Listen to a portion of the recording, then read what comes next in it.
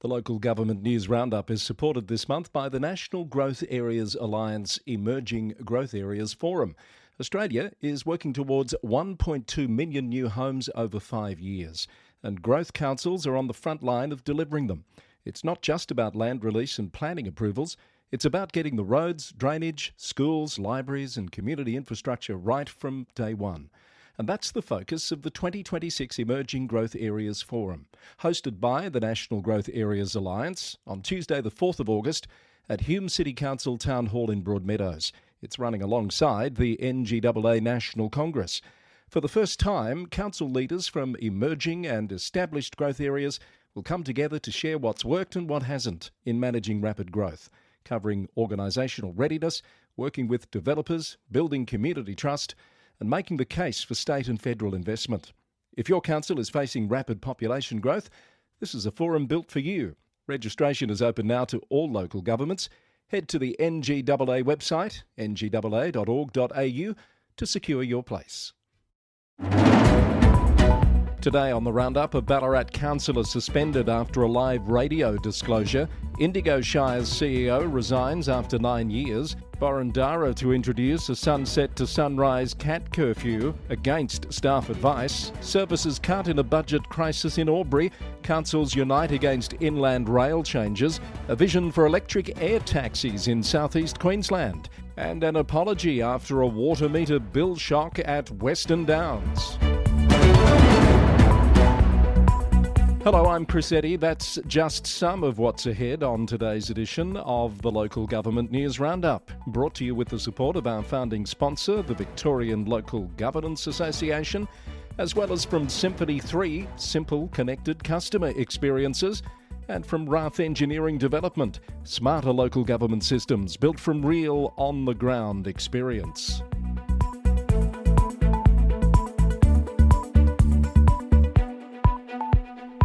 It's Wednesday the 29th of July. Also today we'll wrap up the results of our latest poll and introduce a new one. All of that and more just ahead. But first up from Victoria, an independent arbiter has found Ballarat City Councillor Damon Saunders engaged in misconduct after he publicly disclosed Councillor Tracy Hargrave's mayoral nomination during a live radio interview last November. The finding was tabled at the council's meeting last week and published to the council's website. It saw Dr Meredith Gibbs rule the disclosure breached the Model Code's respect requirements, though the nomination itself was found not to be confidential. The Ballarat Courier reported that Councillor Hargrave said her attempts to address and resolve the issue informally were rebuffed because Councillor Saunders refused to meet with her to discuss her concerns. Councillor Saunders said he was simply trying to provide as much information to the ratepayers as he thought it was appropriate to do so.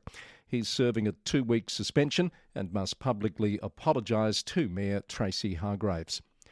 Indigo Shire Council's Chief Executive Officer Trevor Iorino has announced his resignation after almost 9 years in the role. He tendered his resignation on Monday. It's not effective until February next year. He says the time is right to move on from full-time executive leadership. He was reappointed in September 2022 for a 4-year extension. Mayor Councillor Sophie Price thanked him for his contribution, describing his tenure as one of steady leadership. A sunset to sunrise cat curfew will be introduced at Boroondara City Council, aimed at reducing predation on local wildlife. The Herald Sun reported the decision was made despite council staff advising against the measure, pointing to data showing curfews are largely ineffective at managing the area's estimated 10,000 unregistered and stray cats. Under the new policy, owners of registered cats caught outside during prohibited hours face fines of $102. VCAT has upheld Whittlesea City Council's refusal of a proposed Hindu temple in Woodstock, citing inadequate planning for bushfire and agricultural risks. The North Central Review reports that while VCAT acknowledged that places of worship are permissible within the Green Wedge zone, it ruled that safety considerations must prioritise the protection of human life. The tribunal ultimately affirmed the council's original decision, finding the application failed to demonstrate a net community benefit. Also from the North Central Review, Macedon Rangers councillors have pushed back hard against a state government plan for 2,300 new homes at Clarkfield. At last week's council meeting, elected members argued the township lacks the water, wastewater, schools and community infrastructure to support the growth, which could bring the population to around 6 times its current size. Councillors want an independent planning panel to review the proposal before it reaches the planning minister, who's due to decide in August. People experiencing homelessness in Maribyrnong will soon have access to extra support after the state government announced funding for a new homelessness outreach service. Maribyrnong is one of 10 locations sharing in a $27.8 million statewide investment to help people sleeping rough connect with stable housing, healthcare and other services. Maribyrnong Council's Mayor Mohammed Semra has welcomed the move. The City of Port Phillip is working with EPA Victoria to roll out a trial of fixed acoustic cameras to target hooning and excessive vehicle noise. The cameras use AI to detect vehicles exceeding legal noise limits, with data potentially leading to vehicle testing notices. Strathbogie Shire is proposing to sell 2 parcels of council-owned land in Euroa to Inland Rail at market value. The Railway Street and Scott Street sites will support expanded public parking, open space and stormwater drainage for the station precinct development. Cardinia Shire has opened community consultation on a proposal to formally name the new suburb within the Pakenham East Precinct Structure Plan area as Honora Fields. The name honours local historical figure Honora Carney, whose family has held land in the district since the late 19th century. And regional advocacy group One Gippsland has represented the region on the global stage at the 2026 World Cities Summit in Singapore. South Gippsland Shire Mayor Nathan Hersey participated in international forums focused on energy transition, regional infrastructure and economic development. Time to look at how you voted in our last poll on the Local Government News Roundup website. More votes for this one than any so far, asking if you think private prosecution is an appropriate tool for holding councillors to account. And most of you, just under half, said no, it should be left to police and integrity bodies. But nearly 30% believe it is something that's appropriate to fill a gap when other bodies won't act. 14% supported, but only with stronger safeguards against misuse, while 9% are unsure. If you participated in that poll, thank you for having your say. We have a brand new poll on the website now asking you whether councils in Victoria should be allowed to pass on staff wage increases to ratepayers outside of the rate cap. Do you think that's appropriate? Do you think it undermines rate capping altogether? Or is it perhaps appropriate with some extra safeguards? Head to our website to have your say on the poll and we'll bring you the results next week. The Australian Local Government Association has rejected proposals to condition federal financial assistance grants on local housing targets. ALGA President Mayor Matt Burnett warned that penalising councils would risk core community services and infrastructure maintenance without accelerating home construction. The peak body is urging the Productivity Commission to address enabling infrastructure, supply chain costs and sector workforce shortages instead. In news out of New South Wales today, Albury City Council has voted 6-2 to cut services as it tries to plug a multi-million-dollar budget hole. ABC News reported that councillors have approved reduced opening hours at Lavington Library and the Murray Art Museum Albury will close on Mondays. The Visitor Information Centre at the Library Museum will also become unstaffed. The council says the changes are part of its financial sustainability program and are expected to save around $110,000 a year. The cuts come as the council considers seeking approval for a special rate rise of up to 42% over 2 years, with public consultation closing this Friday. Regional councils across New South Wales are uniting to oppose proposed administrative changes that would strip local governments of formal approval powers over inland rail level crossings. Under the proposed framework, local road authorities would be reduced to a consultation role rather than retaining sign-off authority for crossing designs in their municipalities. In a campaign led by Indigo Shire Council, local leaders are warning that removing local endorsement risks weakening road safety oversight, with the Daily Telegraph reporting that councils are calling on the federal government to abandon those changes. Greater Hume Council has endorsed a motion opposing the conversion of productive agricultural land into large-scale renewable energy generation sites. According to the Border Mail, the move coincides with Boroondara Council in Victoria exploring a regional coalition across the north of the state to advocate for stronger local government input into state planning approvals. The actions reflect growing concern among regional municipalities over farmland protection and the level of community consultation provided on major infrastructure projects. Blue Mountain City Council is seeking $15 million in state and federal funding to permanently reopen the historic Lapstone Hill Tunnel. That follows a strong public turnout at recent community open days. The proposed investment would cover crucial remediation, shared pathways and safety infrastructure to establish a key active transport connection between Western Sydney and the Blue Mountains. Mayor Mark Greenhill said overwhelming community demand demonstrates the project's potential to transform the dormant heritage asset into a regional destination. Tweed Shire Council has launched a public education initiative to assist the region in preparing for rising sea levels and long-term tidal inundation. The project focuses on how gradual ocean-driven tides differ from catchment flooding, highlighting risks to low-lying drainage systems and essential infrastructure. Lake Macquarie City Council has deployed thermal imaging drones across key bushland corridors to map local koala populations and monitor native wildlife habitats. Initial flight surveys covering more than 600 hectares have already identified 6 koalas, including a breeding mother and joey, alongside several other threatened species. And Shoalhaven City Council has launched a new accelerated development assessment project to speed up decisions on development applications. The program, supported by advice from Newcastle council planners and the New South Wales Planning Department, aims to cut processing times by streamlining workflows and improving digital systems.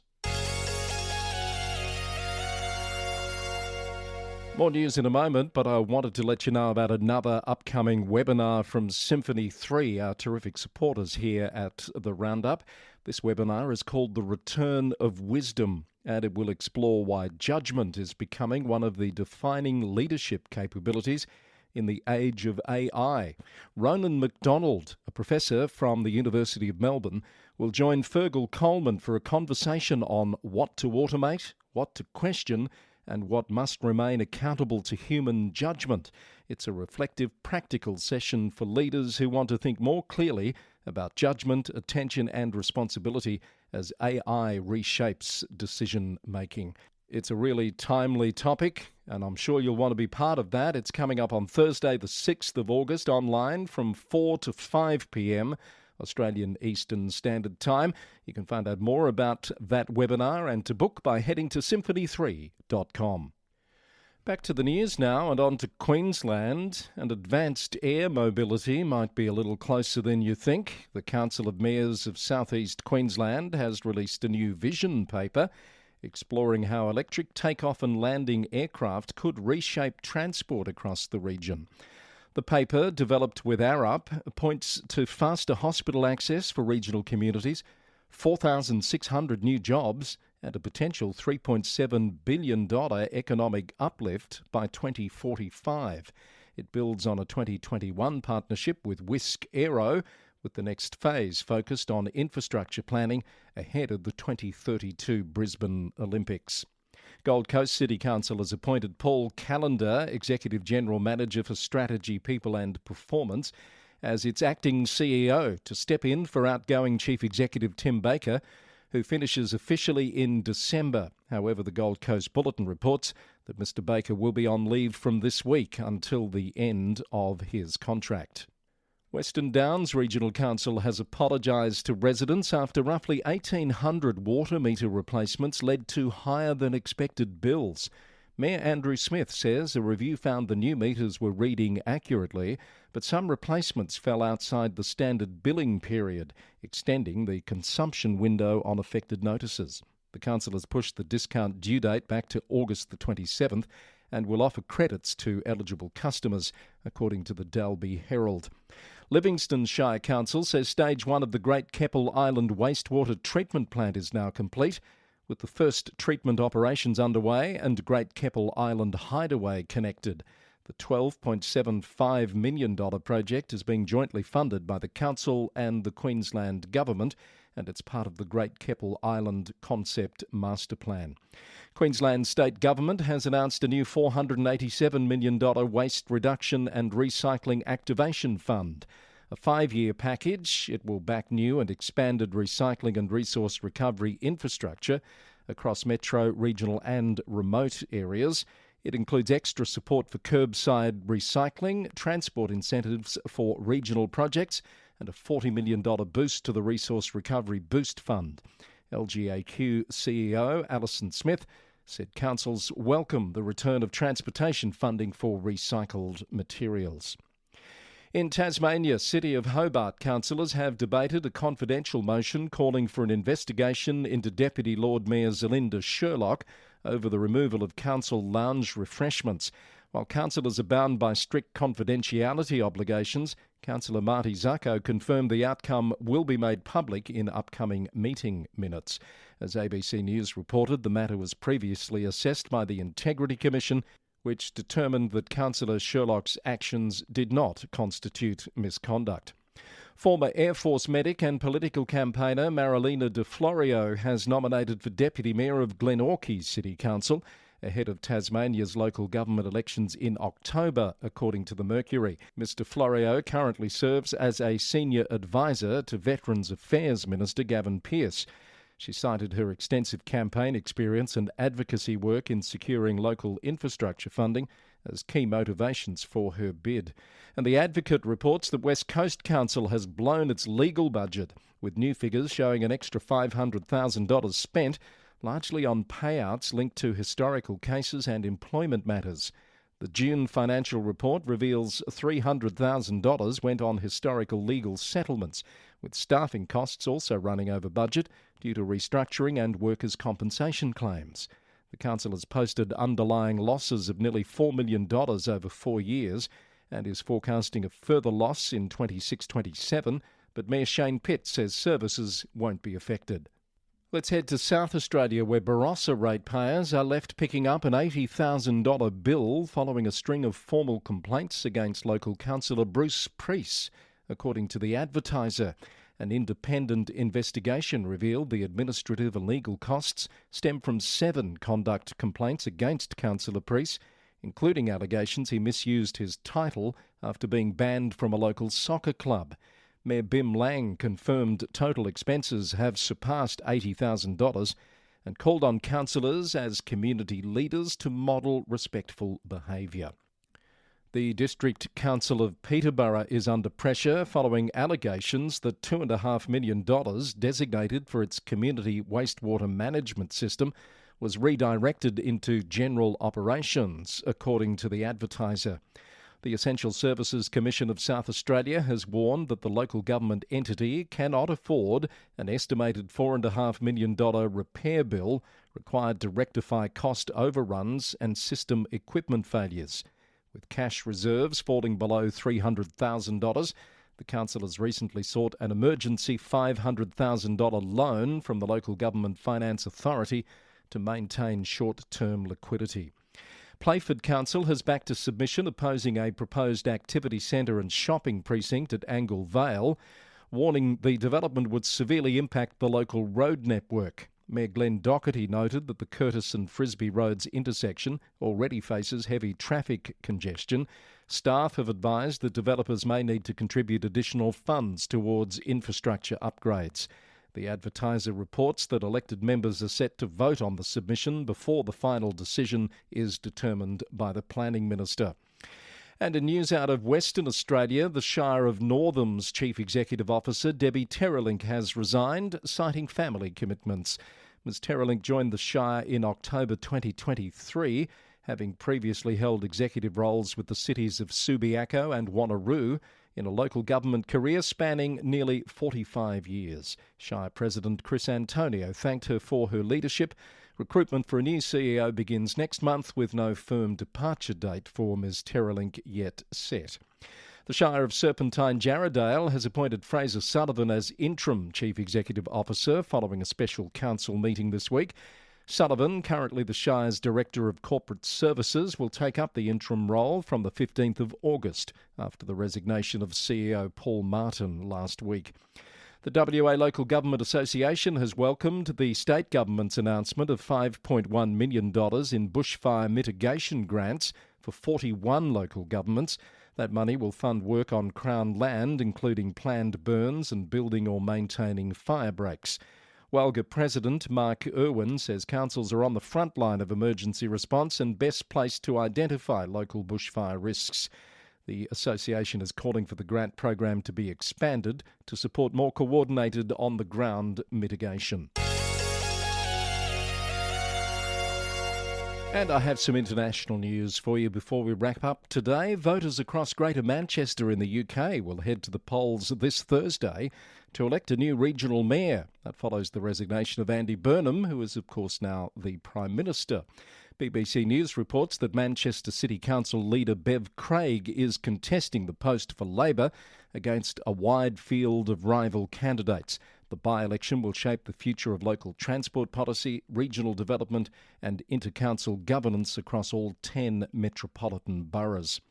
Plymouth City Council has reported a 17% increase in school zone penalty charge notices over the past year, alongside escalating hostility towards civil enforcement officers. The Plymouth Herald reported the local councillors have been informed that driver aggression has led to failed recruitment drives for dedicated school enforcement roles, leaving councils struggling to curb dangerous drop-off behaviours. To maintain safety around school gates, standard traffic wardens will now be deployed to schools with support from police community support officers. In the US state of Georgia, the mayor of Stockbridge has escalated his legal fight with city leaders, filing a lawsuit against the full city council, the city manager and the city attorney over the suspension of key administrative powers. CBS News reported that the legal action asks a judge to immediately restore Mayor Jaden Williams' authority, while an investigation into allegations around spending and conduct continues. Williams says he'll address the allegations directly, and while he plans to cooperate with the city-appointed investigator, his team is also calling for an independent forensic investigation by the Georgia Bureau of Investigation. And in Chicago, mayoral candidates can now start circulating nominating petitions ahead of the February 23rd, 2027 election. 8 campaigns have already been announced, and more, including a potential run by Secretary of State Alexei Giannoulis, are expected to join the race. In Canada, Vancouver City Council has voted 7-3 to approve a major downtown rezoning application that will pave the way for the city's 3 tallest towers, as reported by CBC News. The decision allows developer Holborn Group to construct over 1,500 housing units, a 920-room hotel and a dedicated off-site social housing tower with childcare facilities. Councillors approved the application despite concerns that a broader tall buildings policy review has not yet been completed. Let's go to Japan, where a seaside town south of Tokyo is debating plans to build its first mosque, raising questions about local identity, according to the BBC. In Fujisawa, some residents have protested, saying they fear the new Islamic site could change the community. Demonstrations have drawn large crowds, while hate speech and misinformation online have also prompted counter-protests calling for an end to discrimination. Researchers estimate Japan's Muslim population and overall number of foreign residents have grown sharply, and community leaders are urging dialogue and mutual respect to ease tensions. And we finish in New Zealand, where Auckland Council says its local alcohol policy is showing positive early outcomes, with new report data revealing a 7% drop in alcohol-related harm incidents across the region during its first full year of operation. The policy came into effect in late 2024 and introduced a 9 p.m. closing time for off-licence retailers, alongside stricter location controls on new bottle shops. Council licensing officers have reported strong business compliance, accompanied by a fall in late-night offences and lower emergency department presentations at Auckland City Hospital. And finally, Invercargill City Council is spending more than $5,000 annually to remediate its Garner Street fountain following recurring soap suds pranks. According to One News, council staff are required to neutralise foam with vinegar roughly 50 times a year, diverting operational resources from scheduled tasks.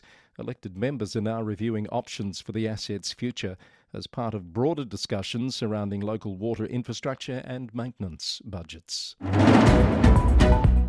A rather sudsy note to finish on for episode number 622 of the Local Government News Roundup for Wednesday, the 29th of July, 2026. If you'd like to know more about that story or any others you've heard today on the program, head to lgnewsroundup.com. You'll find all the story links and more details there. Our podcast is brought to you by the Victorian Local Governance Association, the national broadcaster on all things local government, with support from Symphony 3, simple, connected customer experiences, and Rath Engineering Development, smarter local government systems built from real on-the-ground experience. We're also supported this month by the National Growth Areas Alliance 2026 Emerging Growth Areas Forum, Tuesday the 4th of August at the Hume City Council Town Hall in Broadmeadows. We record in the city of Greater Geelong, Victoria, on the land of the Wadawurrung people of the Kulin Nation. Until next time, thanks for listening and bye for now.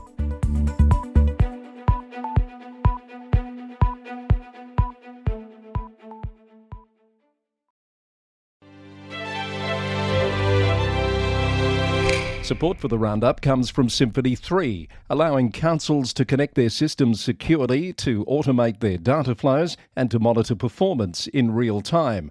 And right now, councils are lining up for their own emergency dashboard, like the one that Symphony 3 has created for the city of Greater Bendigo. The dashboard helps keep the community safe and prepared before, during and after emergencies. It pulls together live data, including weather data, traffic data, emergency incidents, unplanned and planned disruptions, news and social media feeds. Visit www.symphony3.com to learn how you can get an emergency dashboard for your community.